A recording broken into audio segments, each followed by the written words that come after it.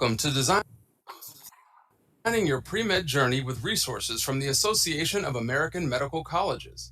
This presentation will cover some of the tools and resources available through the AAMC on your journey to medical school. We'll cover information about the Mcat exam, applying to medical school with Amcas, financing your medical education, and much more. As you go through this presentation, jot down any questions you have and feel free to send them our way via the information found on the Contact Us slide at the end of the presentation. If you haven't heard of the AAMC or are unsure of what we do, we're a nonprofit organization that focuses on transforming healthcare in 4 primary mission areas. The AAMC works through many different avenues to support and facilitate medical education. And one of the ways we do that is by providing services and tools for pre-medical students, medical students, and residents.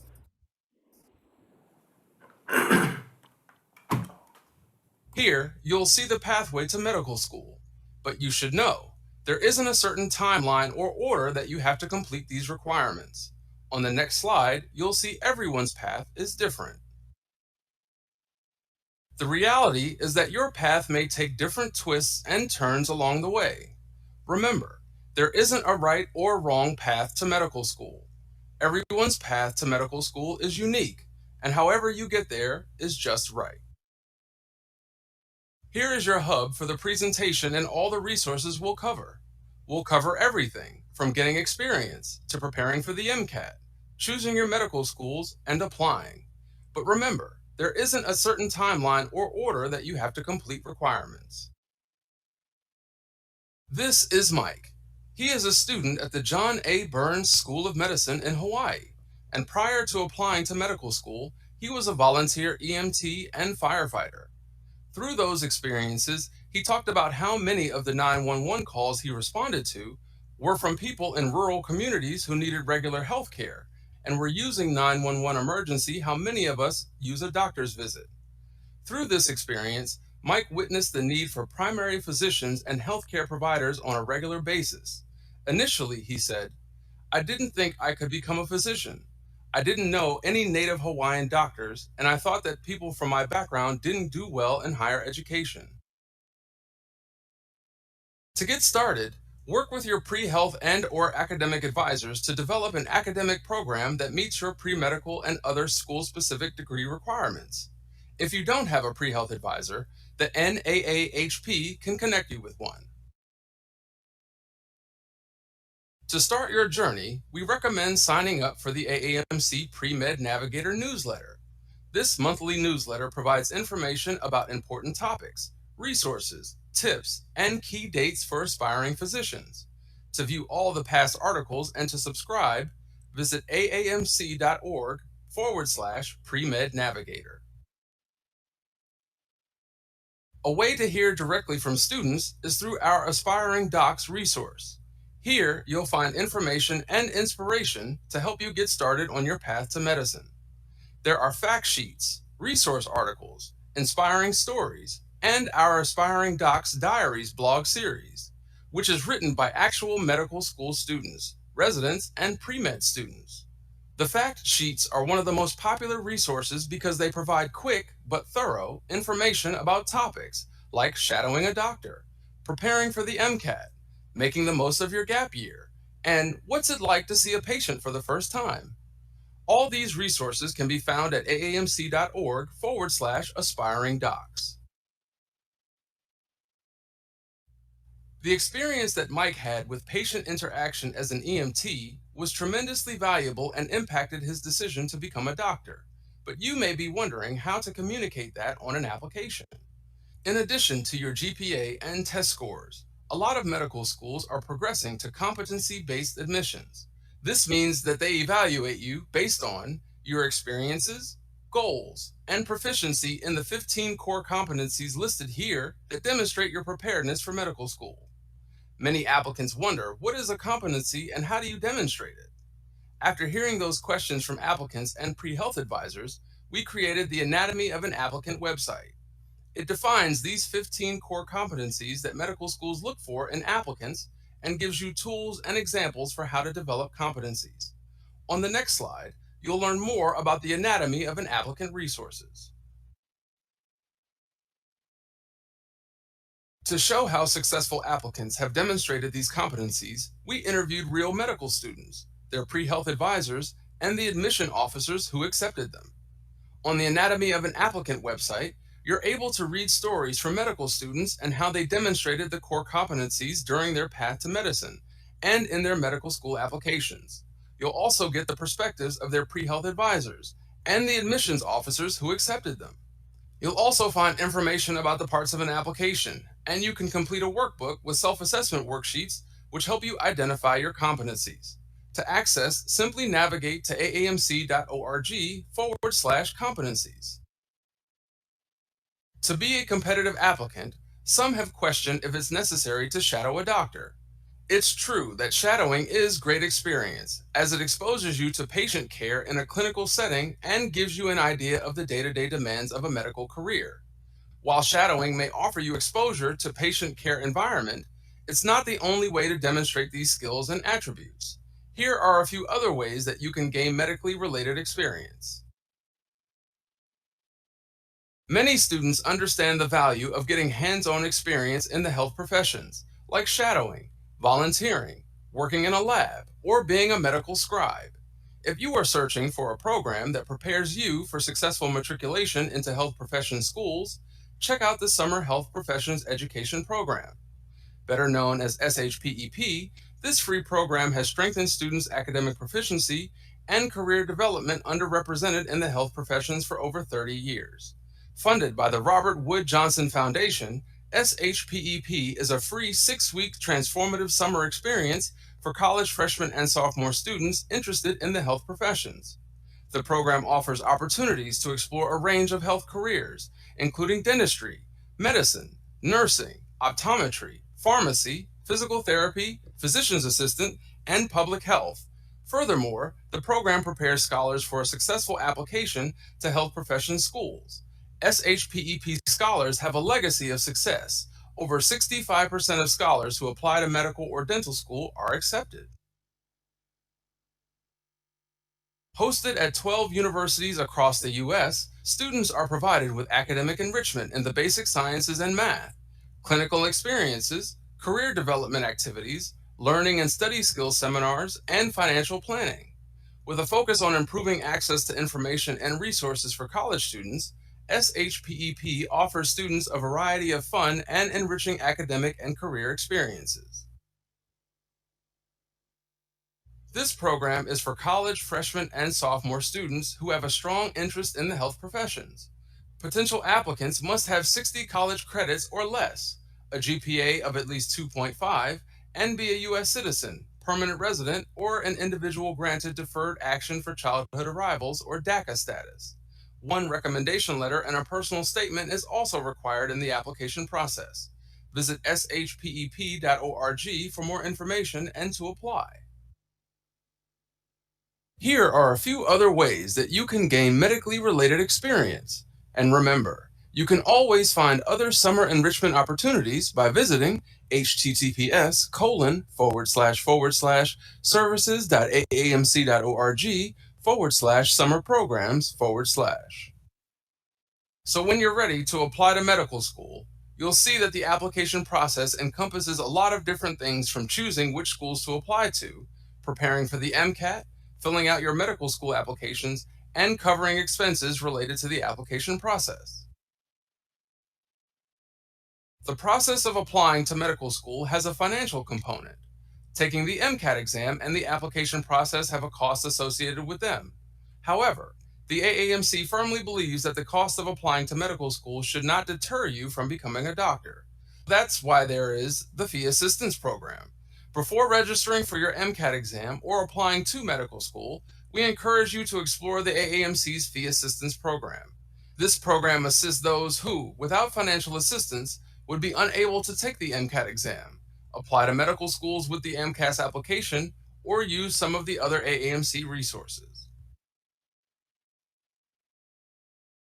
There are a number of benefits with the Fee Assistance Program, and they include reduced Mcat fees, free Mcat prep materials, free subscription to the medical school admissions requirements, and a waiver for the cost of the Amcas application and Amcas fees for up to 20 medical school designations.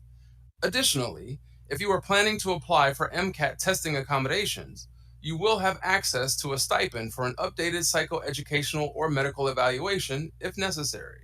If you were to use all the benefits available to you with the Fee Assistance Program Award, you would save more than $2,000. So, it is definitely worth investigating to see if you are eligible for this program. To be eligible for the Fee Assistance Program, you must be a U.S. citizen, U.S. national, a lawful permanent resident of the United States, green card holder, or have been granted refugee, asylum, or deferred action for childhood arrivals, or DACA status by the U.S. government.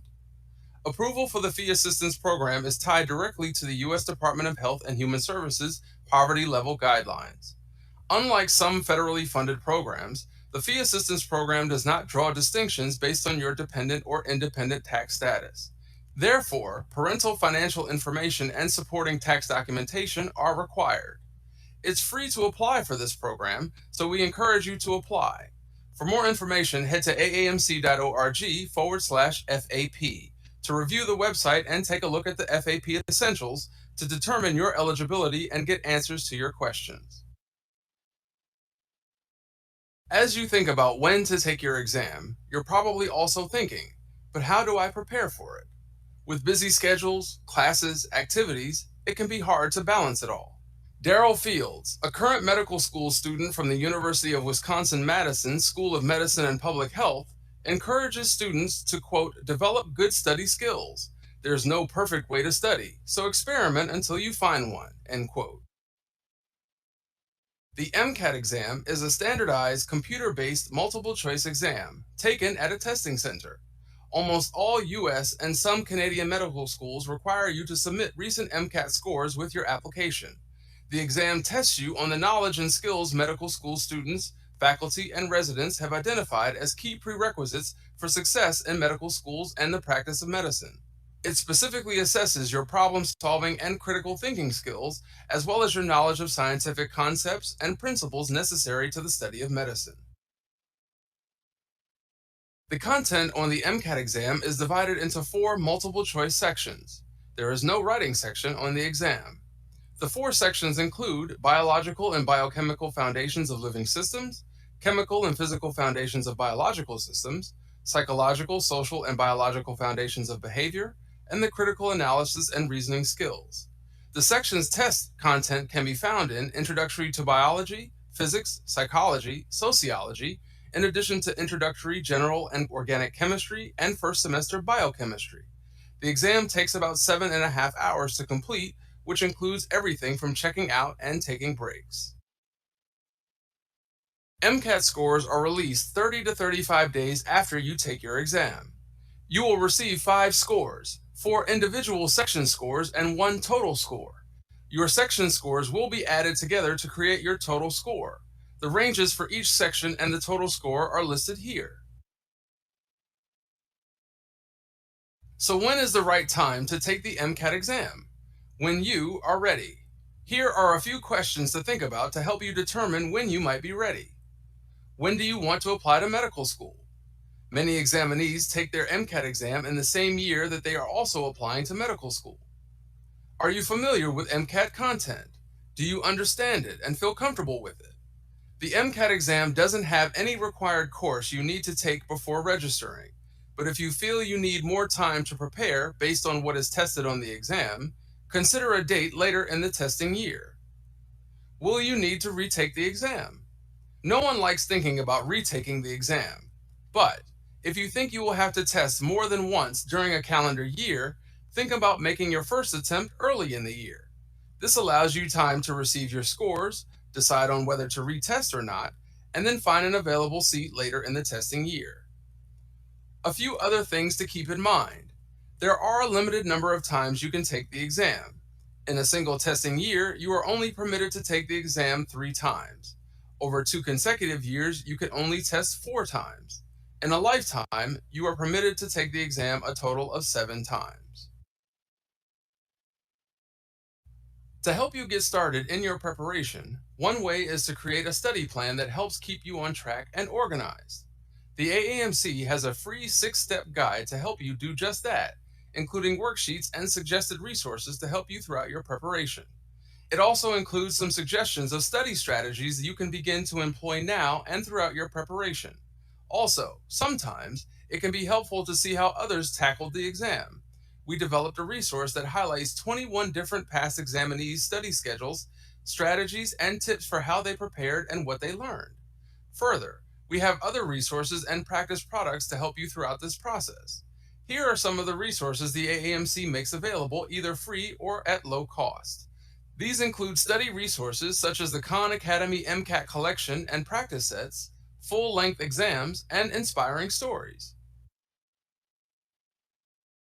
Next, I want to mention our accommodations process. The AAMC is committed to providing all individuals with opportunities to demonstrate their proficiency on the MCAT exam.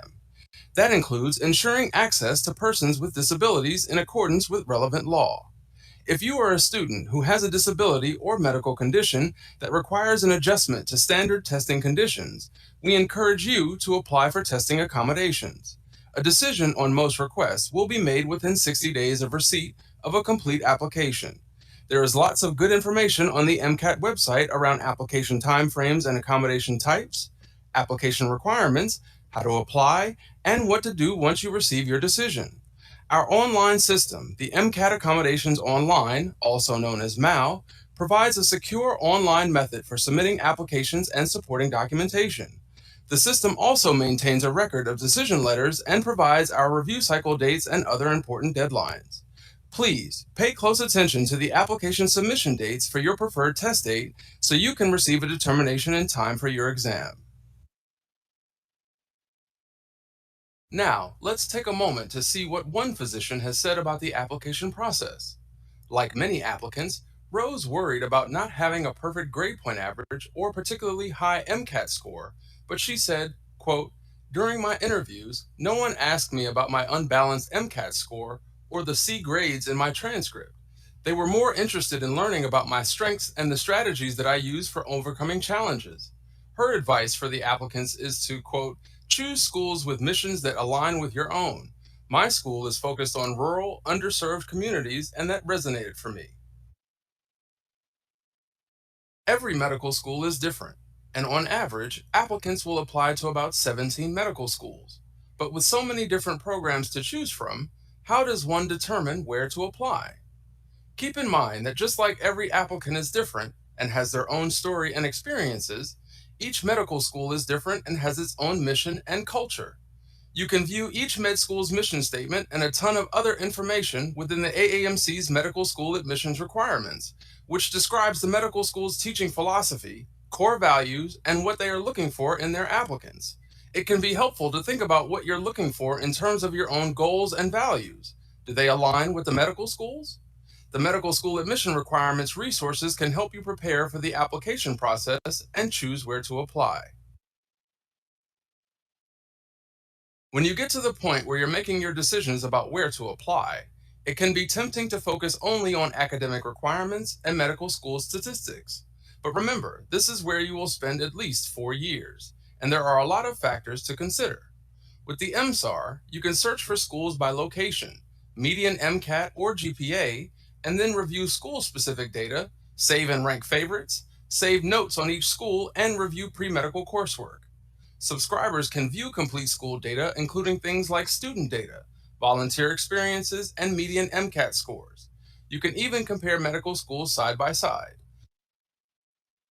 The official guide to medical school admissions is a chapter guidebook which outlines the admissions process, but also highlights other things like medical career options, how to prepare for medical school, what medical students study, and how admissions decisions are made. We often recommend looking into this resource early in your process to get a handle on what's involved and develop your own application timeline. It includes access to PDF worksheets too. You can find this and all other MSAR resources online at aamc.org/MSAR. Deidre from University of Virginia School of Medicine says, quote, "You don't have to be a perfect applicant in every category, but the personal statement is very important. You've taken your prerequisites, Gotten your experience, and now you're ready to apply with Amcas and plan for paying for medical school. Here's what you need to know. Amcas is a little like the common app many of you used when applying to college. You will complete one application. Amcas will verify and process your submitted application, and then will send it to your designated medical schools electronically. Amcas also distributes your letters of evaluation and your Mcat scores directly to the medical schools as well. Here's a look at the typical application timeline, which we refer to the AMCAS application cycle. The AMCAS cycle is 1 year ahead of the current calendar year. It's offset like this because the application cycle corresponds to when you hope to start medical school. The AMCAS cycle starts in May every year. Medical schools won't begin receiving process applications until late June. Once your process application is sent, medical schools will begin their review process, which usually involves secondary applications and in person interviews. Keep in mind, medical school admissions are rolling, so submitting your materials earlier rather than later is a good idea. You will need to keep track of the medical school's AMCAS application deadlines, as this is a date your application needs to be submitted. Official transcripts must be received by AMCAS within 14 calendar days from a medical school deadline. These deadlines are detailed in the medical school section of the application as well as our website. The information requested of you in the AMCAS application is relatively straightforward. However, it's very detailed. So know that completing your AMCAS application will take time. The AMCAS application has 9 sections listed here, and again asks for a range of information about yourself. Some sections are pretty self-explanatory, but those highlighted in the green require a bit more time and thought. In the coursework section, you'll enter every college level course you attempted or completed. An official transcript is required from each post-secondary institution in the US and Canada. Also, requesting an official transcript for yourself is helpful when completing this section. The work and activities section is designed to give you the opportunity to highlight your work experience, extracurricular activities, awards, honors, or publications. You may add up to 15 entries in this section and can select up to 3 experiences as the most meaningful, which you'll be asked to reflect on in writing. Your personal comments essay or personal statement will also take some time to draft and finalize. As Deidre pointed out, this is an important part of the application process because it really is your first chance to convey to medical schools why medicine. But remember, there isn't a formula for your essay or a right way to craft it. It should be unique to you and your story. We have guides and video tutorials on our website, a YouTube channel, an applicant guide, and lots of FAQs to help you navigate the application. We also have a fantastic contact center who are available to answer your questions about AMCAS and MCAT. Deepika from Rush Medical College of Rush University provides some good financial tips. Her personal recommendations for managing finances are: get to know your school's financial aid team. Be proactive in getting all your questions answered. Financial aid counselors are there to help guide you. Track your expenses. It's a vital life skill that will serve you well in the future. And know what you borrowed and who you borrowed from. It sounds basic, but it's essential to know this for repayment. In addition to following Deepika's advice, I would also recommend becoming familiar with the FIRST program. FIRST can equip you with tools, tips, and information that will help you borrow wisely and, when it comes time, repay your loans responsibly. FIRST can help you understand the financial aid process, manage your finances during medical school, and learn about loan repayment options. Some of the things that you will find when you visit the FIRST website are fact sheets, which are short articles that cover sometimes difficult to understand topics, videos and webinars that talk about ways to pay for medical school and how to repay loans, repayment charts and timelines that can help you understand what loan repayment may look like. Additionally, there are financial literacy resources that will help you with budgeting and money management, and there's a tool called MedLoans Organizer and Calculator that lets you organize your loans and run repayment scenarios. One of the ways to help minimize your financial stress is to learn as much as possible about student aid and funding options. You'll want to use the FIRST search tool that is a separate search tool from the main website. This search tool specifically searches for firsts financial resources. You can search by keywords or audience, like pre-med or resident, or even by category, like budgeting or loan repayment. In addition to all the helpful financial aid information on First, you will also find the Financial Wellness Program. This financial literacy program provides information that all consumers need to know about various financial topics like budgeting, credit, taxes, insurance, and so much more.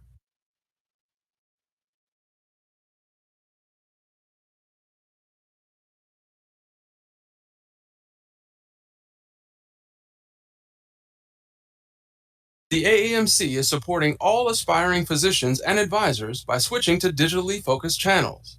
The Premed Resources webpage is one of our most useful digital tools.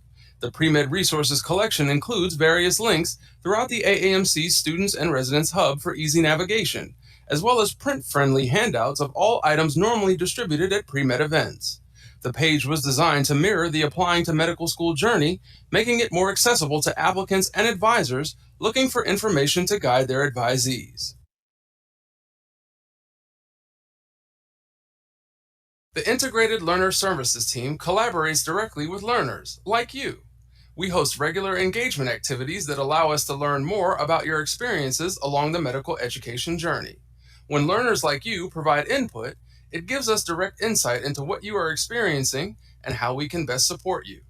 One of the many ways we can support you is by creating a student and resident website that gives you pertinent information at the time you need it in a reliable and accessible way. All of the resources mentioned reside on AAMC's student and resident website. The website is a great starting point no matter which phase of your journey you're in. You can always search for information or use the menu to navigate to topics you want to learn more about. I know we gave you a lot of website links, and you may not have had time to jot them all down. So if you want, you can take a photo of this slide. It has all of the websites in one place. To wrap up this presentation, I want to encourage you to follow us on Facebook and Twitter for information, tools, tips, and quick answers to your questions. Also, be sure to visit the AAMC student website for all the resources mentioned during this presentation and much more.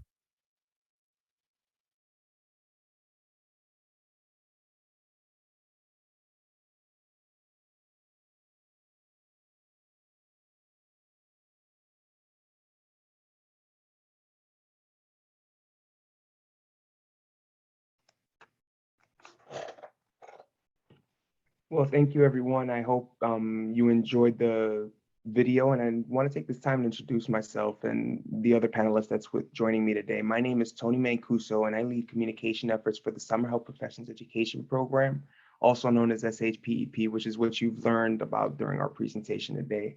Brandon, can you introduce yourself? Absolutely. Thank you, Tony, and good morning, everyone. My name is Brandon Brown, and I'm the Senior Outreach Specialist for Services Communications at the AAMC. So I get to do all sorts of cool outreach sort of things, like being here with you all today, presenting at conferences, and developing communications and communications strategy to make sure that you and all of our other relevant stakeholders are informed about our services and resources. So super excited to be here with you today. Yeah, and as we wait for students to place questions into the Q&A, I had a quick question for you just to kind of get things, kicked off for us. What is the biggest piece of advice you would give to aspiring medical school students?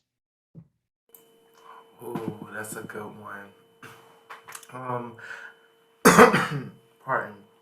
But I really would have to say that it goes back to that point that we make early in that video that we showed, and that's that the journey to medical school and to becoming a doctor is really an individual journey. Your race is yours to run.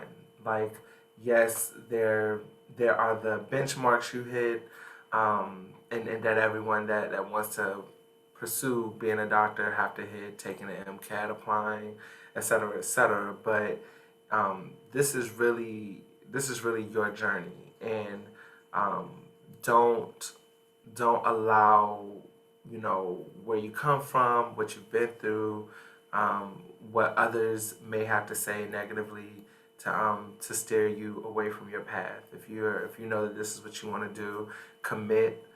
Utilize your experiences and the things that you've been through to as your assets to motivate you and to really help you craft your narrative as to who you are and why you're pursuing medicine.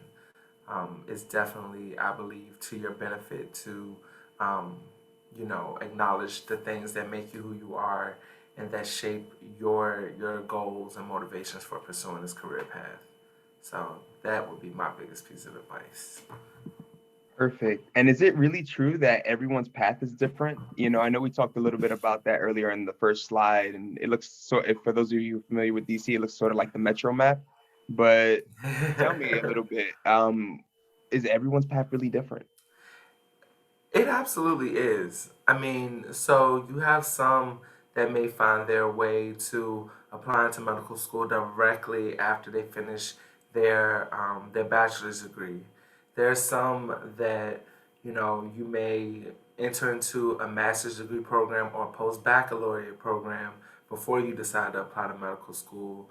Some people may decide to enter through a BA or like a bachelor slash MD program that will put you on a track toward medicine from the moment you start taking your first college classes once you get to your campus. And that's not to even mention the people that go off, do another career, and then decide, no, wait a minute, I want to focus on medicine, our career changers, or um, and even if we get down to a granular level for those that are kind of on a more traditional path, there's still many different degree programs that you can, major in order to find your way to medical school. So, we usually hear about people majoring in biology or chemistry or so the sciences. But the truth of the matter is that you're going to get that science base again in those first 2 years of medical school.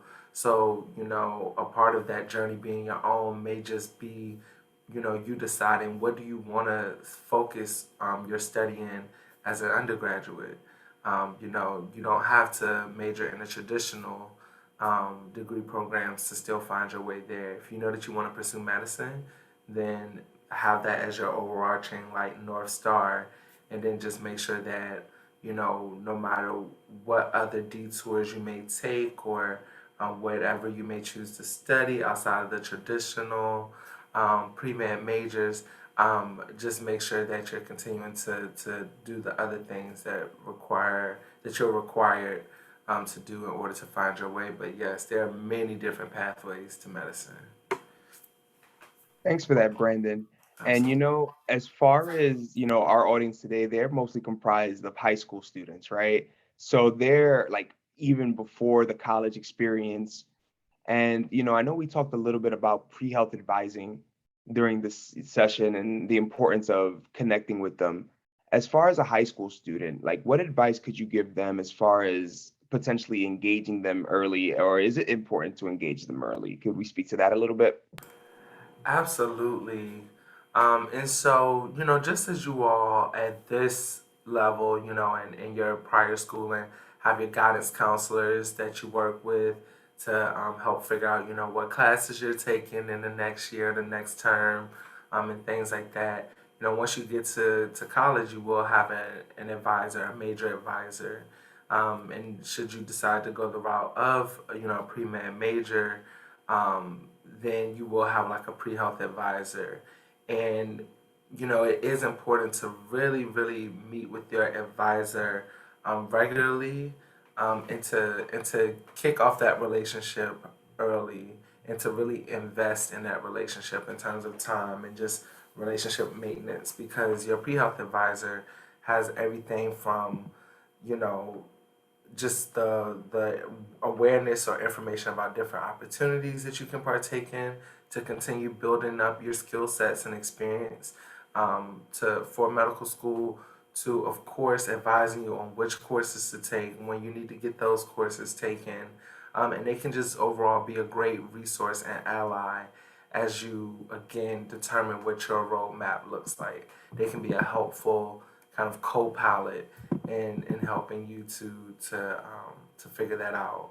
And Tony dropped an amazing resource in the chat. But if you get to your campus and find that you need additional support in terms of advising, there is a wonderful resource through the National Association for Advisors of the Health Professions, where you can find an advisor, and they will work with you, remotely to again help you hash out what your goals are and how to go about achieving them. Yeah, so let's speak to some of the like coursework and stuff like that that you mentioned. As far as, me coming in as a high school student going to college, could I really major in anything to pursue medicine? You actually can. You definitely can major in anything that you would like. There is definitely going to be a need to make sure that you take some a good kind of base of science courses just to make sure that you are prepared for some of the assessments that come with trying to enter medical school, namely preparation. Around some of the concepts that will be on the Mcat or, other things like that. But I would say as long as you make room in your schedule to take some science courses, regardless of your major, you can definitely still pursue medical school. And sometimes I'll add this. Sometimes it can be actually a benefit to you in terms of majoring in something that's a bit more non. And I'm gonna say non-traditional because I think that just because that's what people have always done, or that's like the feeder programs, that doesn't necessarily mean that that is the set path and you're deviating away from it. Um, it can really benefit you to major in something different, because it helps to make your perspective even more unique, even more well-rounded, because you're coming at it from um, a discipline in a field of study that is outside of, again, what many people may have in terms of like majoring in those more traditional pre-med sort of things. So if you major in sociology or, the arts or something like that, there are unique ways to take the knowledge and the skills that you develop in those other types of degree programs and to apply them to medicine.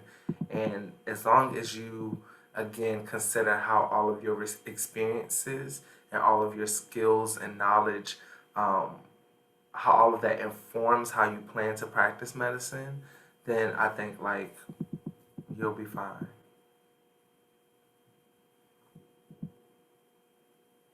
Oh, I'm sorry, I think you're on mute. Sorry, I was on mute on my personal device. But let me ask you this. Could you speak to the importance of gaining experience in the health professions or in medicine and, what that means as far as applying to medical school? Absolutely. So, when you apply to medical school, and we talked about those core competencies that are, that are indicative and are that reflect success as you're going into medical school. And so it is very important to gain experience. One, um, for you, the individual, it's important to gain experience to make sure this is something that you are, interested in and want to do and want to study more. We always think about medical school as a significant investment of financial resources, but it's also a significant investment of time resources.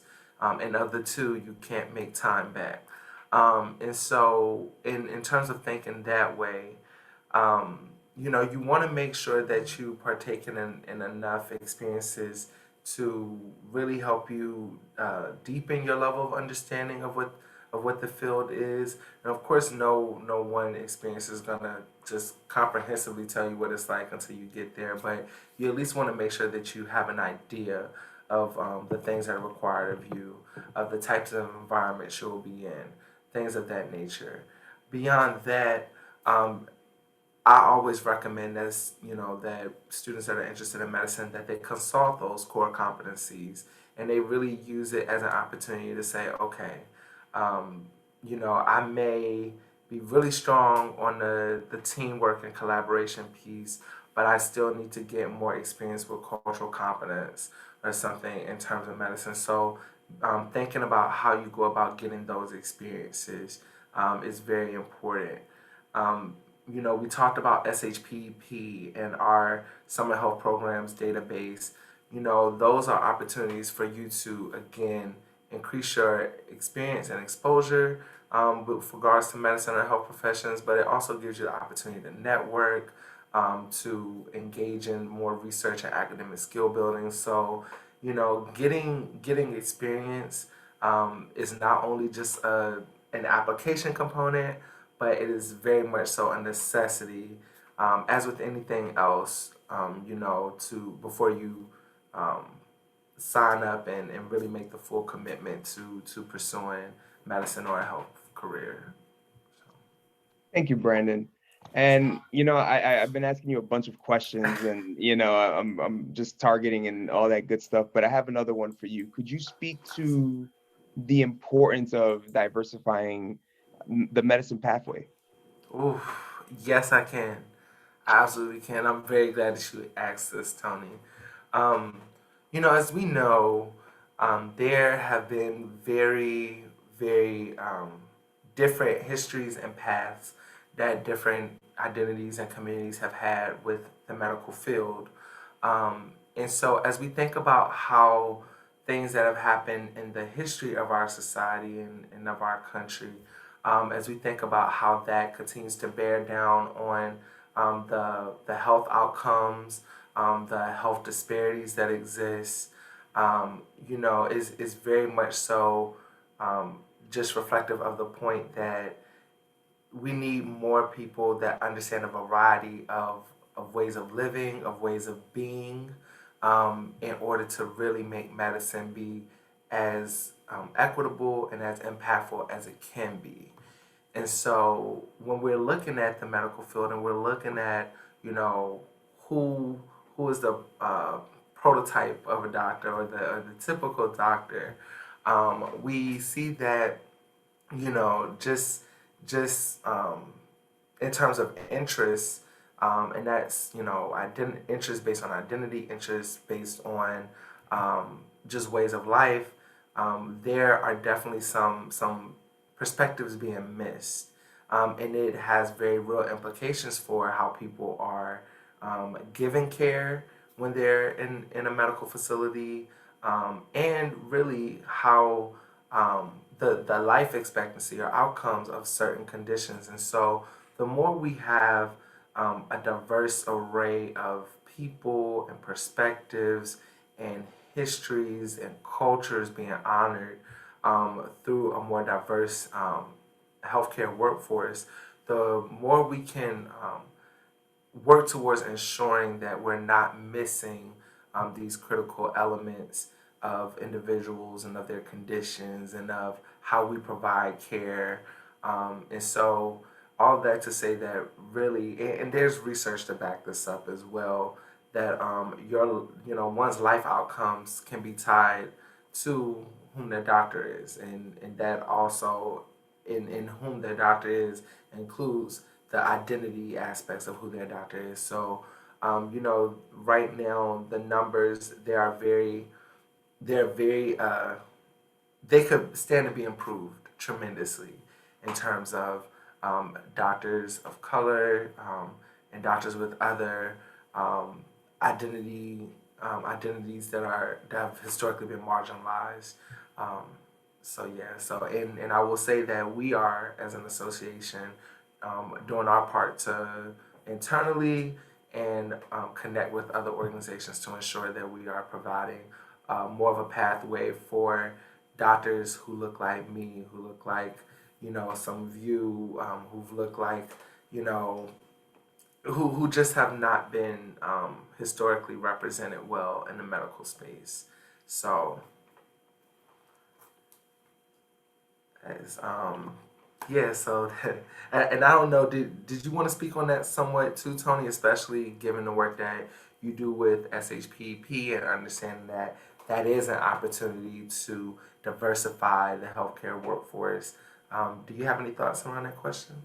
I definitely do. And, I feel this is timely. And one of the things, we've noticed just in throughout the health professions is that we're seeing a decrease in men applying to health professions programs, and particularly men of color. Those numbers are even lower. And ultimately, it comes to, inspiring others from our community. As a minority male, me personally growing up, I didn't see doctors who looked like me. And that's a big thing, and you don't really see the impact until you start looking at the diversity of the healthcare workforce. And it's an issue that ultimately I'm very passionate about. And really, that's what SHPP is about: is preparing students and giving them the foundational building blocks in order to be successful in the health professions. I know this stat was shared during the presentation, but I'll emphasize it again. Over 65% of students who are SHPEP scholars who apply to medical and dental school are accepted. So, we definitely have a legacy of success, and with our program particularly, you'll gain this experience from admissions deans. So basically, you'll get to, mock interview with them and gain insight into like what it is to be on a medical school interview and how to prepare for your CV, how to really structure that, and how to write your personal statement. Not only that, you get the basic enrichment in the sciences and math, which is you're going to need that strong foundation. You gain ultimately, health policy seminar series, you'll be attending those, financial planning workshops just to help you be more responsible with money. You'll understand credit, how to build a credit score, and everything that entails, and you'll get to gain interprofessional education. Basically, you'll see how each of the health professions work collaboratively with one another. And to kind of think about some of the questions and where you're at in the process, a question I think that the audience may have is what can I do to prepare academically while in high school? And really, the best thing you can honestly do is build a good foundation of math and science coursework. And if it's available, take advanced classes. You may be able to receive AP credit that could ultimately allow you to place out of basic requirements and move into upper level coursework once you begin college. So you definitely want to make sure that you're gaining that type of experience within high school. You also want to use this time while you're in high school to develop solid study habits, time management skills, test taking skills, written and verbal communication skills, things like that. And, English classes are a really good place to practice these communication skills. The reason being why is that the curriculum often includes writing multiple samples, as far as essays, analyzing literature, giving oral presentations, and taking comprehension tests. And really, what you want to do is establish and build strong relationships with your teachers and other potential mentors. You know, and I that's a skill that you should learn in high school. But then when you get to college, and you start asking, and when you apply to med school, just in general, you will need multiple letters of recommendation, and you're going to need to learn how to develop those strong relationships. So why not learn that part of it in college? As we think about, potential extracurricular activities, I always ask students to volunteer within a medical setting, either shadow a doctor or work in medical research. And, I know right now, given the pandemic, times are tough. It's hard to gain this type of experience. It's hard to gain clinical exposure, right? So what can you do? Well, I highly recommend reaching out to your primary care physician and have that conversation and say, look, I'm interested in medicine. I'd love to learn more and pick your brain about that. And from there, you may even gain a mentor. So, I say all that to say, you're at an early part in your trajectory and on your path in order to go to medicine. But at the same time, it's all about understanding the resources that are out there and available to you and really leveraging, them in order to be successful on a career to the health professions. And I couldn't agree more with everything that you said, Tony. And I'm also right now dropping 2 links into the chat that are that will provide all of you with additional opportunities to continue to gain experience, to consider or reflect on things that you can be doing in your community that will help you build up your skill sets, or to continue to just see if this is a career path that you're truly interested in pursuing. So here you go. So the first link in that message is, oh, you know what? I just realized I need to set this to everyone. So there we go. All right. So now the first link in that message is to a list of crowdsourced ideas for continuing to gain experience and to understand, deepen your understanding of medicine, even during the pandemic, because we know that. And we know at the high school level, it may not be so much as like a clinical or really shadowing a whole bunch, but there's a ton of ideas that you can engage in through that link that will give you ideas of just, again, how to continue understanding medicine, and where you might want to go with the medical career in the future. Next, there's a link for Health Professions Week 2021. And Health Professions Week is a virtual week of free programming for high school and college students that are interested in different health careers. That Tony and SHPP will be there. I will be there representing the AAMC, and there will be more than 20 other health professions associations present. Again, it's completely free to register. You have the opportunity to win some cool prizes. But it's just really a great space to be in for you all, particularly at this point in your journey, as you're continuing to, either lock into what it is that you want to do, or, you have an idea and you're still trying to, like, fine tune it, or if you're just like, I'm entertaining all ideas right now. This would be a great space to be in, because not only will you get to partake in informative sessions, but you'll also get to dialogue directly with the leaders and staff from some of these health professions associations. Again, everything from medicine to dentistry to athletic training. So this is a really great space to be in as you look to continue to identify your pathway forward with the medicine or another health career.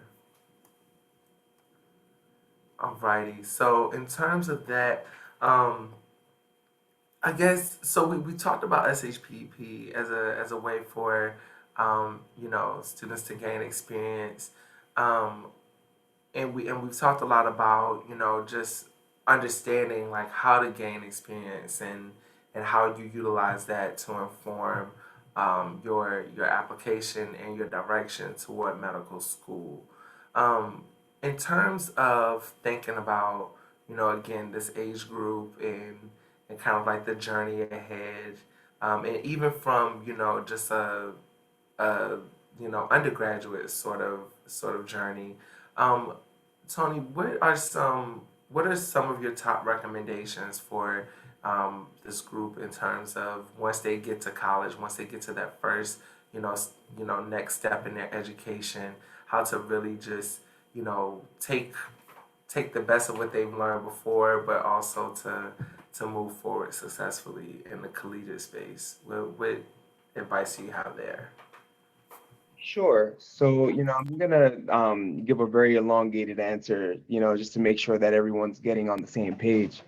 But essentially, you're at a point right now that you're looking to go to college, right? And as you'll start doing your research on different programs and things like that, you'll notice that they have different sets of requirements. And, some of those requirements can vary from, where you're taking coursework and things like that, whether you're taking it at the community college level or if you're taking it at a four-year institution. So really the biggest piece of advice I can give you right now is do your research before you jump into anything.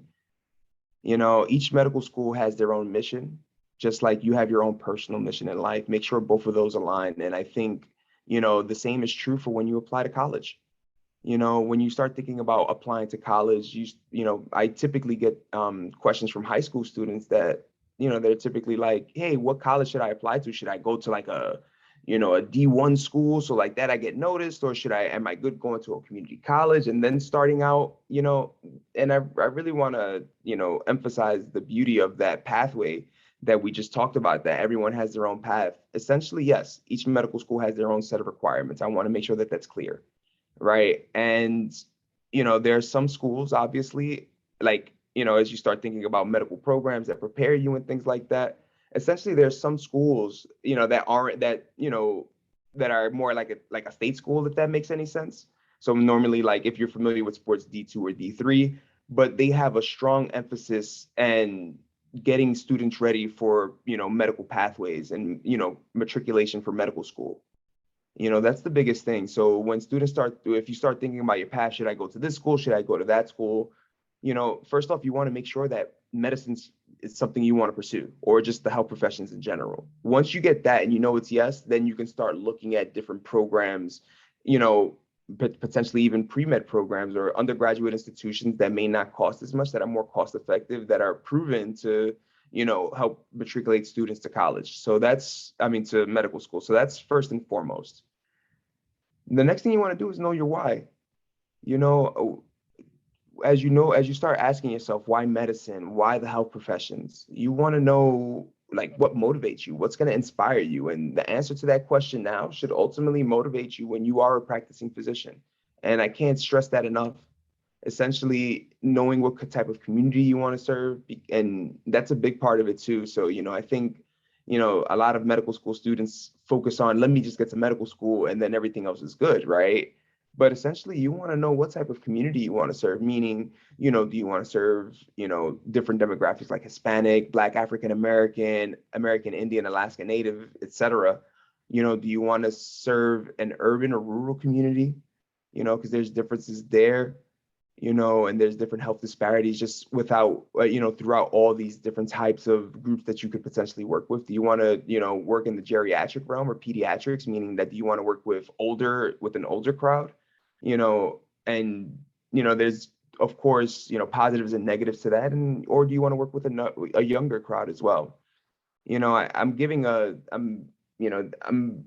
just trying to help you think about things that are really going to prepare you for your next step and on your journey to medicine. And again, know your why, know that you want to do this. And last but not least, you may hear some people tell you, no, you can't do this. And, it's a stark reality, unfortunately. But, for those who tell you that you can't do this, I would say, keep pushing forward. If this is something you're truly passionate about, you're gonna have haters, for lack of a better term. And you have to safeguard yourself. You have to put yourself in a situation that, hey, regardless of what this person says, I have the determination in order to pursue a career in medicine. And it may not be perfect. There's students that have to take the MCAT exam more than once. There's students that mess up earlier on in their GPA, and they need to take post-bac courses or go into a post-bac program, meaning for those of you who aren't familiar with post-bac programs, essentially there are programs taken that ultimately help you gain prerequisite courses if by any chance you just decided to like switch off, or they also involve like different opportunities and experiences that are really going to prepare you and potentially help you matriculate to medical school. As you start thinking about those types of programs, thinking about maybe even taking a gap year, like you finish your 4 years in school, you take a year off to then prepare yourself mentally, physically, and emotionally, that's going to be huge. We recently hosted a webinar actually with practicing physicians, and the biggest piece of advice they actually gave was, hey, you know what, the gap year is the best thing, because personally, a lot of them, as they went into their field, they just, they've been working throughout, like it's been nonstop. And unfortunately, they lost a lot of time with family and friends, right? So as you start thinking about the research that you're doing in medical schools, location is a really big piece of that as well. Like, how close do you want, like, are you cool with your family? Are you close with them? Do you want to have that flexibility to potentially travel to and from, your medical school to go see your family? there's a lot of personal questions that ultimately you have to answer as you navigate through this path of medicine. But the cool thing is that, once you get to college, please reach out to your pre-health advisor, because, as Brandon mentioned, they're the backbone through this process. And if you have a great relationship with them, I think everything else is smooth sailing, because they can really help you strategize a plan that best fits your needs. And I think some people think that applying to medical school is cookie cutter, but in actuality, it's not. It's really just, different ways, different processes, and just different people, just like life is. So, those are my last few words that I have to say. And I'll toss it back over to Brandon. A comprehensive response indeed, and I thank you, Tony. I think that my last, just a little bit to contribute would be, these last two links that I dropped here in the chat. One is just like a simple 2-page brochure, just overviewing some information and resources for high school students that are interested in medicine. And so I wanted to make sure that you all had access to that link. And then there is a link of medical schools offering combined baccalaureate MD programs. And so those are essentially like feeder pathway programs. You go in as an undergrad, and of course, there's certain stipulations or benchmarks that you have to meet. But essentially, you'll be able to commit to a medical school again should you meet all the eligibility requirements and qualifications at the end of your undergraduate study. But for those of you that know that medicine is your path and that are willing to commit to that long game of, okay, I'm going into this institution and I'm planning on being here for X amount of time, that may be something that you want to, consider. Um, but other than that, I just want to thank you all for spending time with us today and for um, just showing up and being present. And if you need anything as you continue on your journey, as you continue to make your decisions, please do not hesitate to reach out to the AAMC, because we are truly here for you every step of your journey. So thank you so much for having us. Well, I'm gonna. I see a couple questions popping in the chat, and I'm gonna take that one really quickly, just to kind Okay. of get us all on the same page. So, as far as the AMC and on our end, we are MD granting. So, and I want to make sure that that's clear. And there's obviously differences between MD and DO. We actually have different associations as well. So, as for us, if you are interested in an MD program, you know, which is essentially, doctors who ultimately use medicine to treat patients, whereas, DO is more of like a holistic approach, where, you know, MDs more so focus on the symptoms. DOs more so provide a holistic approach to medicine, more so on that end, right? But again, there are big and vast differences between MDs and DOs, as far as surgery is concerned, different types of specialties that's required, subspecialties that matter. So, as you start thinking about the research that you want to do for each of these programs, you want to know, like, hey, is there, would you feel comfortable being a DO over an MD? Now, as far as like, ultimately the differences between the medical schools and things like that, unfortunately, I can't speak to. And I can't speak to, the fact that, their curriculum may be different than ours. The residency requirements may be different, because even after you finish medical school, there's a residency component after that. And then, you know, there's a lot that's really entailed in both processes. So I would highly recommend, what I'll do is I'll drop in the chat a link to ACOMAS, which is essentially the DO application process. So like that, you'll be able to learn more about their specific process and the way they do things on their end. And here's that in the chat right now.